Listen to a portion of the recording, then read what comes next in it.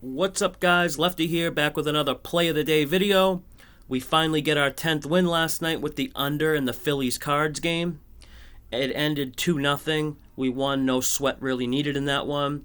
We also got a win in the other game I discussed in yesterday's video with the under in the Dodgers-Padres game. That one was a little bit sweaty. We had under 8 or under 7.5, and final score was 5-2. So it was nice to get 2 wins there, one being an official win. Our record moves to 10-6-3.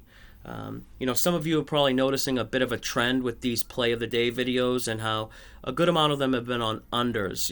That's likely to continue. Unders went 11-3-1 yesterday, and if you watched yesterday's video, I discussed getaway games and how they lend a helping hand towards unders. These games are early starts, usually following a night game. Some managers like to give key players the day off. Plus, hitters have to deal with some shadows and sun at some of these parks, so it's something to keep an eye on going forward this year. But again, it's still a very early, we got a small sample size. It's still early in the season, so got to be careful jumping to conclusions based on, small sample sizes. But unders so far on the year are hitting around roughly 54%, 118 to 102 with 7 pushes, which is nothing crazy. Unders in the first half, however, closer to 56%, 121 over 96 with 10 pushes. Everything I've seen so far makes me think unders will continue to come in and ultimately have an edge this season, especially in the NL. Some of these teams are just so bad. A lot of these teams lack depth.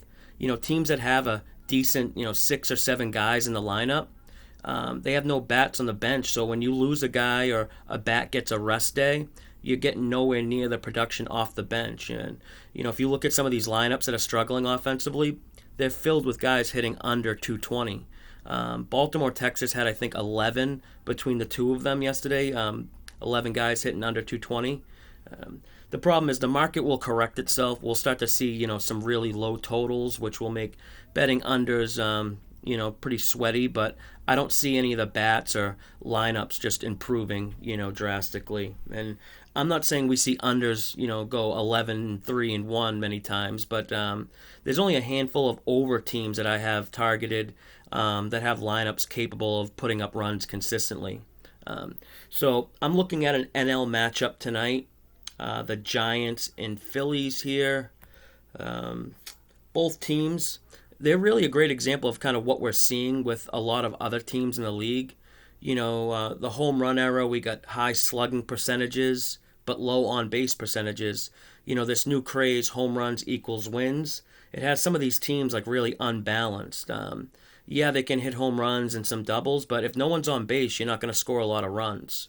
So I think I'm going under 8.5 in this Giants-Phillies game for the official play. I think Gosman's good. Right now, I think if I was pitching against the Giants, I could do okay. Both bullpens are solid enough to not completely just blow the game up. The market looks halfway decent here. It's still early, but opened 8.5. It's still 8.5, but if we notice, the under's a little juiced right now, which is interesting when you see 66% of the money on the over. It kind of lets me know that the odds makers are taking a position here. They're making, betting the over cheaper, even though they already have 66% of the money on the over. So we kind of like that there. So let's go ahead and lock in under Giants Phillies 8.5 for our official play of the day. Hope to see some of you guys in the community soon. It's free to join. Link is in the description. Until next time, good luck.